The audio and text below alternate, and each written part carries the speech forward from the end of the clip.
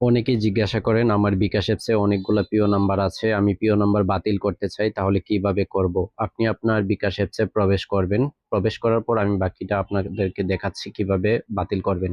এখানে আপনি pin number বা ফিঙ্গার দিয়ে লগ ইন করে নেবেন। লগ ইন করে নেওয়ার পর আপনি প্রথমটাতেই ক্লিক করবেন সেন্ড মানি।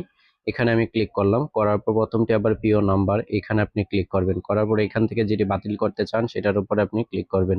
আমি দ্বিতীয়টি বাতিল করব, তাই বাদ দিন এখানে ক্লিক করবেন। করার পর এখানে পিন নাম্বার দিবেন বা ফিঙ্গারে ক্লিক করবেন। করার পর আপনার ফিঙ্গার দিবেন। এটি কিন্তু বাতিল হয়ে যাবে। দেখুন প্রিয় নাম্বার বাদ দেওয়া সফল হয়েছে। তখন নিচের তালিকায় ফিরে যান, এখানে আপনি ক্লিক করবেন। শেষ, এটি কিন্তু বাতিল হয়ে গেছে।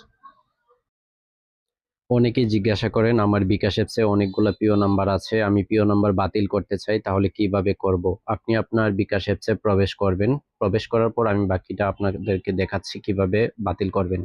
এখানে আপনি পিন নাম্বার বা ফিঙ্গার দিয়ে লগ ইন করে নেবেন। লগ ইন করে নেওয়ার পর আপনি প্রথমটাতেই ক্লিক করবেন সেন্ড মানি।